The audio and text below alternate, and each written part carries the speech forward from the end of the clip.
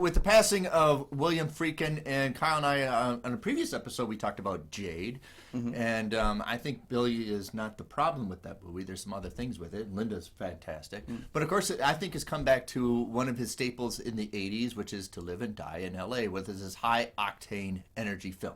Yeah, I think the only reason people aren't talking about it on the same level as they do a lot of other Friedkin films is it's been out of print. It's been in and out of print a lot.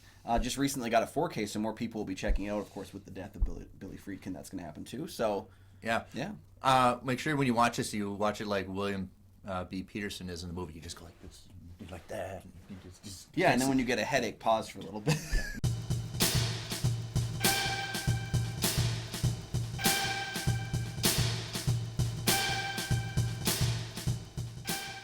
Welcome back to the show, everybody. I'm one of your hosts, Kyle Goethe from GoatFilmReviews.com. We're going to be sitting. Nobody sits in this movie. In the movie, I think everybody's moving. That's the only way to live. Right. Yeah.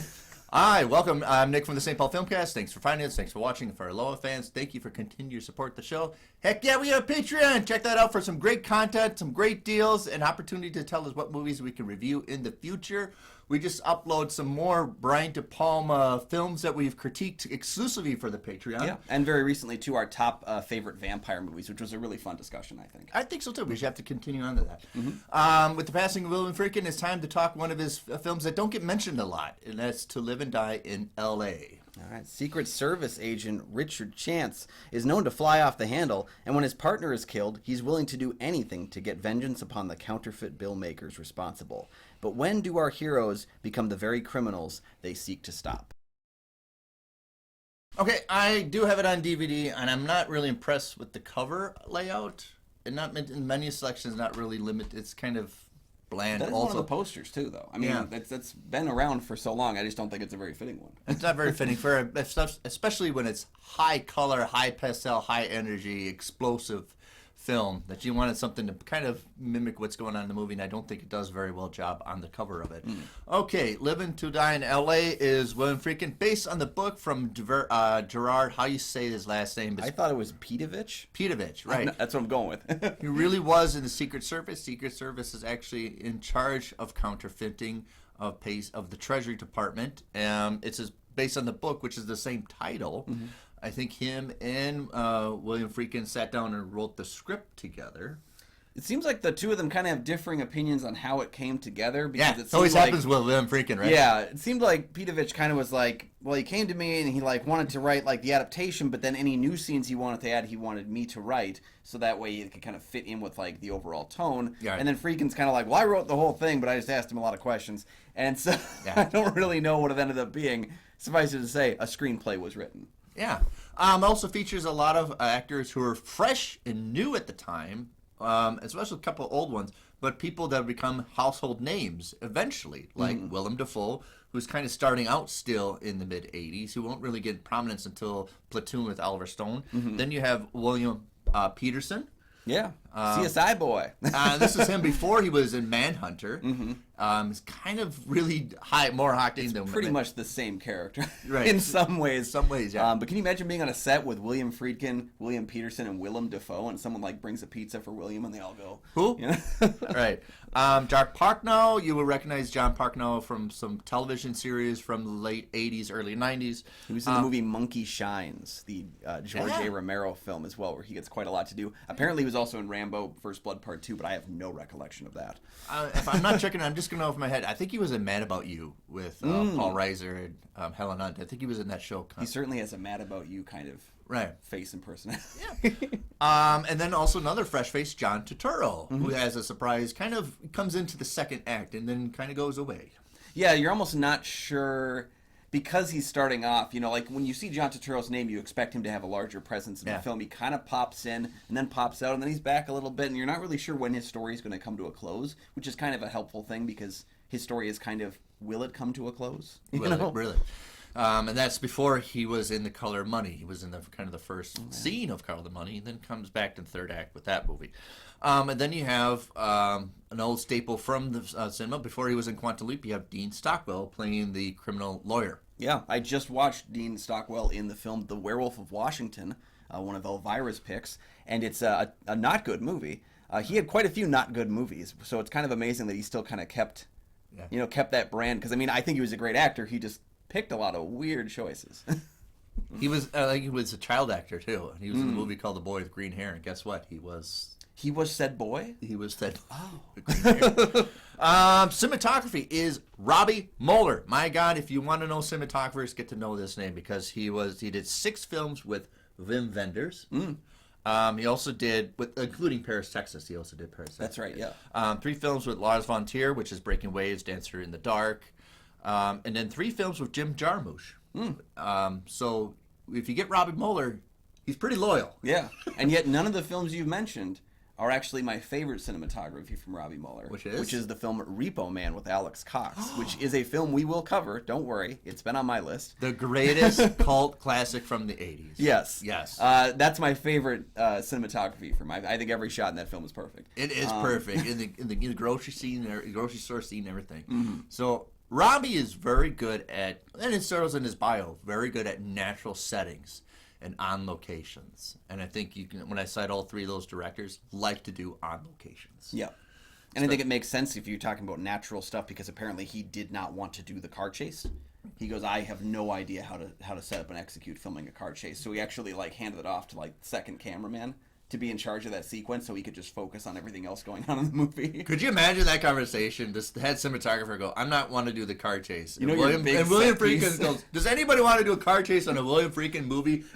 Yeah. Right, yeah. That's like being in hell and going, can I get a lawyer around here? right, yeah. Of course. Anybody, the second he was going to jump on the opportunity. Yeah. Right. So and thankfully somebody did because it would have been really, it's hard when you have someone who is cinematography based, if there's just an area that they're not confident in because cinematography is a confidence-based film because you are basically taking over the visual aesthetic for the director. The director's putting his trust in you to make your film look good. So you've got to have that confidence level, and if he didn't, I mean, it's probably a smart decision to figure out a new plan. Interesting side note, there was a movie that will come out eventually later called License to Drive with the Corey Squared movie. In that movie, it was intentionally supposed to called To Live and Drive in L.A. They were going to lift the title, as well as they also mimic the car chase from this movie into License Drive, the driving backwards and all that stuff in the car accidents. And then very well when Friedkin find out, he said, screw those guys. Yeah. He didn't say screw. We will one day have to cover License to Drive just so we can get the comparisons down, I think, for the audience too. Music is by Wang Chung, of course, who were very hot in 1985. I think you got the hottest band, you got the fresh actors in it, and you got William Friedkin, who is very high energy, supposed to fill the film, so you have this whole right mixture of just pump action. Yeah, it's interesting because usually you see a filmmaker where you see those kind of elements that are the same throughout their whole career. And I just had to point out to my wife last night, I was like, we are a far cry from Tubular Bells when we have hit Wang Chung reportedly scoring an entire film. I think it's their only work scoring an entire film and doing the music for a film. Yeah. Because when I looked him up on IMDb, it was just music videos, just appearances in other films, but not really crafting the score. All right. So it basically is about counterfeiting, which was a real problem in the late 70s and 80s. Side note, my art history teacher for etching, where you do etching on plates and then you print them off, and then you get you put ink on it and you get a print. He was a licensed etcher for the U.S. because he was so good at etching and counterfeiting. Oh, okay. So you had to get yourself on their list so that you could.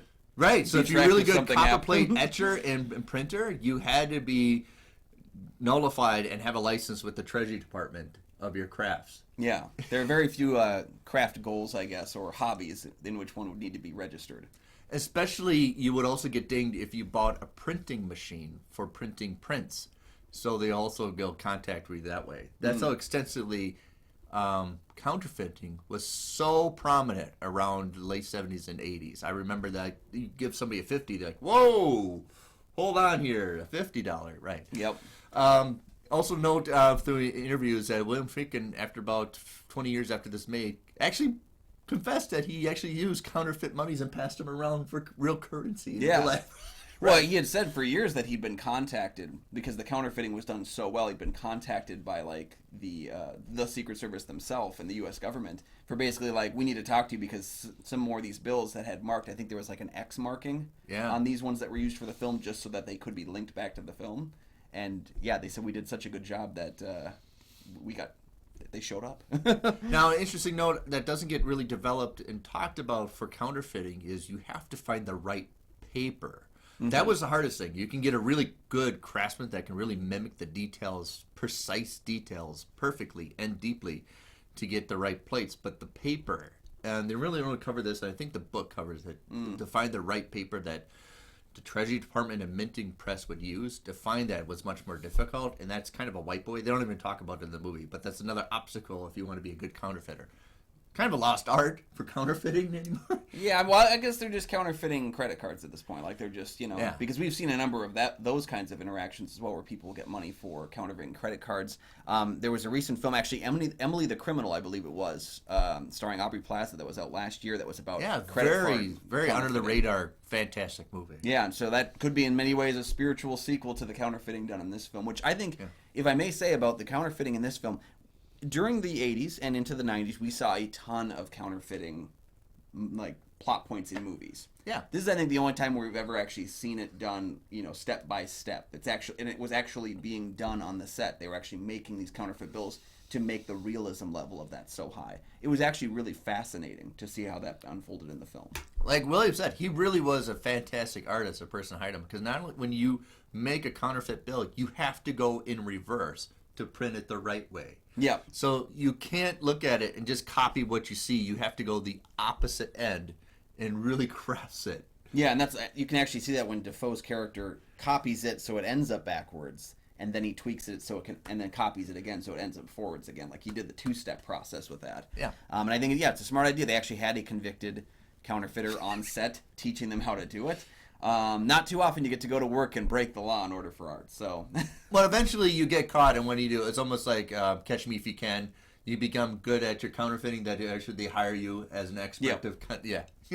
So then they hire be good enough at your crime that you end up getting a job. Be a consultant for them. Do you think? Right. Yes. Yeah. All right.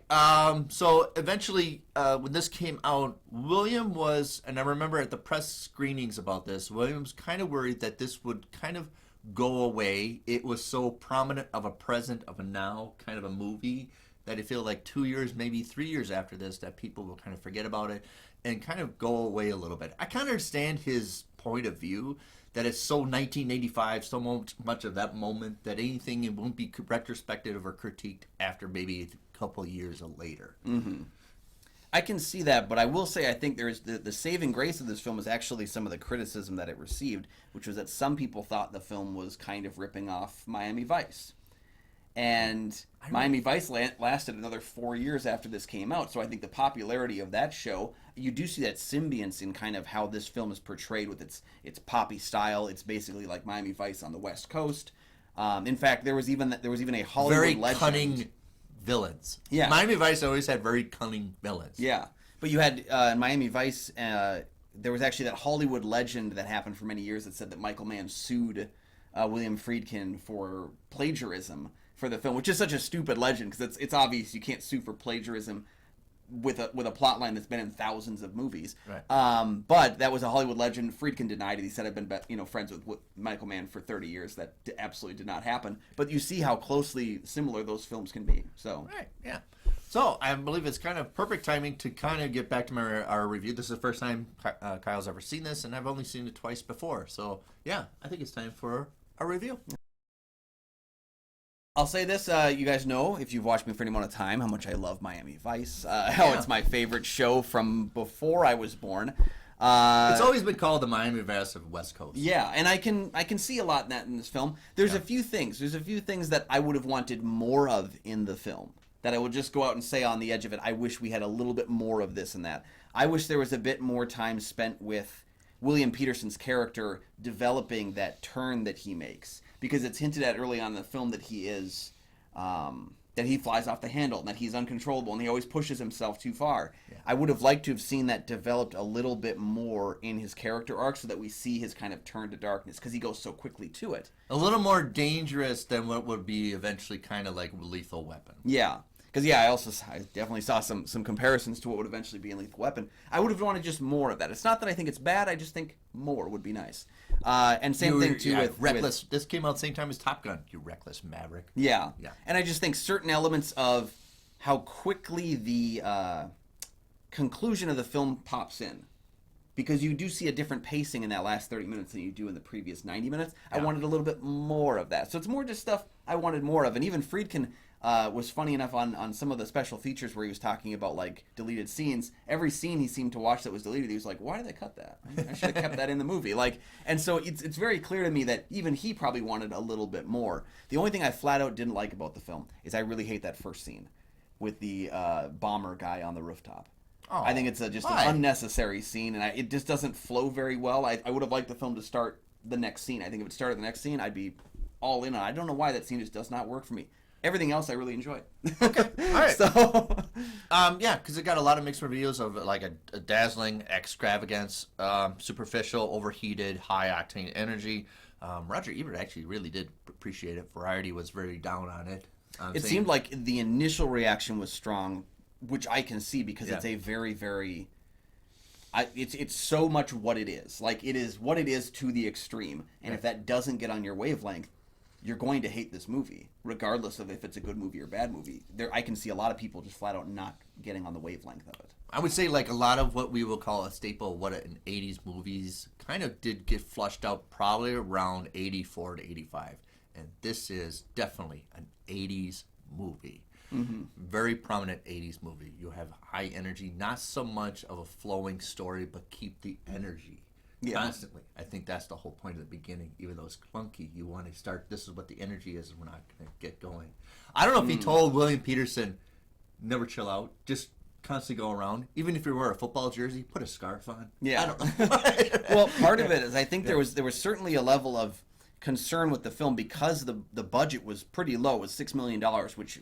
it seems like a lot, but it's not that much. When you really but it made double that within 3 weeks in theater. Yeah. So that people were hungry for something like that. But you get a sense then, like, even Freak himself said, there's no chance we're getting a movie star. We can't go for movie stars. We have to go for people that we know are good character actors, good performers, that we can get on a good budget. And that's why he flew Peterson out from Canada, had him read the script with him, and then about a page and a half in, he goes, no, I've got my guy. It's also why you get, I would say, lucky when you snag Willem Dafoe, because who's a theater actor. So all these, his explosion later is more important to what we get now. All three of them, John Turturro, Willem Dafoe, and William P. Peterson, were all stage actors, prominent stage actors before they transferred to film. Yeah, right. There's certain scenes of like, kind of don't really mesh but feel to the aesthetic. You have Willem Dafoe burning the painting. He was actually, his character's supposed to be a side painter, and this is his surviving job of counterfeiting. Yeah. But then it takes over his life. I would like to see that a little more fleshed out a little bit, why he gave that up. Because there's a great movie out now called The Insider, where he does the same thing. He's an artist, but gives it up being breaking to steal paintings. Yeah, it's almost like this is the same guy from The Insider was almost the same guy to live in this movie here, right? Yeah, I think to myself that would be my one thing I would take away from the film is I wish there was more of certain things, because I did enjoy a large number of the film's sequences, but yeah, just certain things I really think, like the ending, for example, is so fast. There's 3 climaxes in a row in probably about 10 minutes, and I wanted to have more of that time to like ooze in that kind of element. Because I think there's so much good that is happening in the film. I really like the idea of this cyclical nature of William Peterson's character is the fly-off-the-handle guy who always has his partner to kind of basically rein him in. And when his partner's gone, he's left to his devices, and then he actually starts manipulating John Pankow's character into doing some of the same things that he's doing. This is definitely a case of a character who's not likable but interesting. Yes. Mm-hmm. Right. If we had a category in the Oscars, which I'm striving for constantly, best stunts in a movie, I think this would be nominated. I think stunts are fabulous in this movie. You have a great car chasing, even the shootout with Willem Dafoe coming to the bad guy's house, and the punching and the action. I mean, even the beginning, you have great stunts at the edge of the cliff. It's almost mimicked kind of like Charade, where they're on the rooftop, almost a little bit like that. So you have great qualified stunts. I do like the car chase scene. He amps it up. He tests himself if he can do better. Yeah. Yeah. After this movie, Willem would not do so many movies afterwards. I think Jade would come back. There's another movie in between I'm kind of missing between there. But this is after Cruising, where he tested the limits of private detective, not private detective, but a criminal investigation in subcultures. And then you have Sorcerer, which kind of people think is one of his best, even That better one- than French Connection and Exorcist. That one is very much the Friedkin film that I'm hearing the most about post his passing. You remember what we talked about with Cast a Deadly Spell, how like Fred Ward, like everybody initially did that like Tremors, right stuff, and then like you get this small amount of people that are like Cast a Deadly Spell, check that one out. Sorcerer seems like that film for Friedkin, where I've known about it, I've been aware of it, but since his passing, that's been all the people that have been, have you seen Sorcerer? It's like so much better than its like reputation. It's so much better than its legacy. Yeah, and Cruising, I always feel like I need to take a shower afterwards. It's just the lores of where he has to go to be an undercover cop to investigate a murderer and all these subcultures. And it's intentionally supposed to be kind of dirty and filthy. And, yeah. Yeah. And I think that showcases a lot of what Friedkin's capable of doing, because there's a number of his films, I do think he is more of a chameleon director than he is specifically. He has stylistic choices, but he's very much able to fit into a mold to fill his films. When you look at French Connection, even probably the most similar film to this in terms of, plotting, French Connection and this film look completely different, and it's not just the time difference. This film looks a little bit more like Jade, which looks a little bit more like things like Bug, his later films. But then there's like completely different stories. Exorcist, I would almost argue you could see as a different director completely, because it's just so drastically different than what he would go on to later do. Right, and we compare, how you film French Connection. We talked about it, how it's documentary style, where the camera is part of the, like, where's the action? Oh, there it is, over here, and I'll frame it.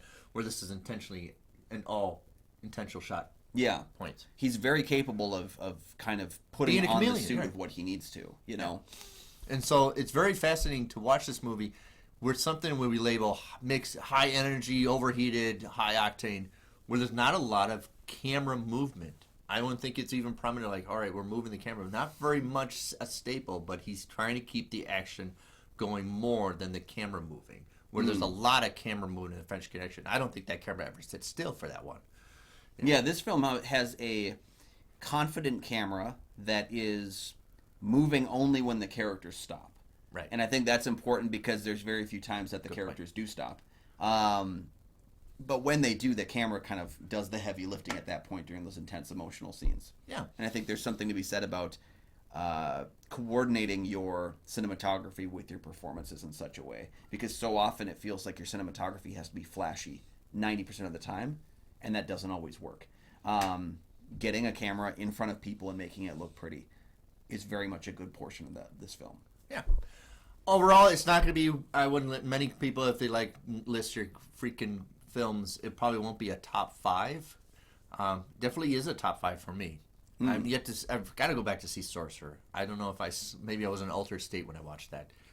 Well, and it's kind of hard to find a copy of it too. Yeah, and I think that one's getting a release soon. So if we do see it available, it'll probably come up on this show. Yeah.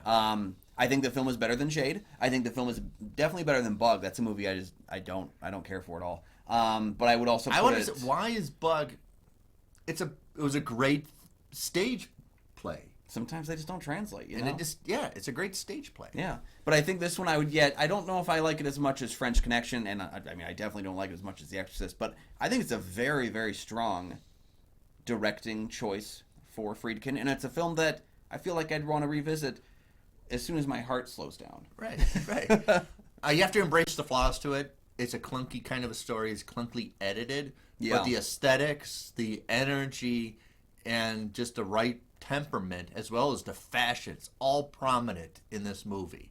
And it's kind of a clunky, kind of a janky, kind of a mixture. Yeah. And I think William kind of embraced that. He likes to put sometimes mistakes in there. I feel like, the elements of when it's really going full tilt, like when it's working very well. There's just some stumbles here and there of, like, again, things that I wanted expanded upon. We get this whole scene of 5 minutes of him burning this picture. Yeah. I don't care. Well, I like that. That's a pretty scene. But yeah, then you have like... burn it, but then cut to something right. Yes. I think getting that relation of like getting to dive into Willem Dafoe's character. Something I didn't mention is I really love that the good guys in the film are doing criminal things for the sake of good. And I like that the bad guys in the film, they have a system. They have a... basically a network, a business that they run. I'm glad you brought it up before we go away, that the criminals have a higher protocol...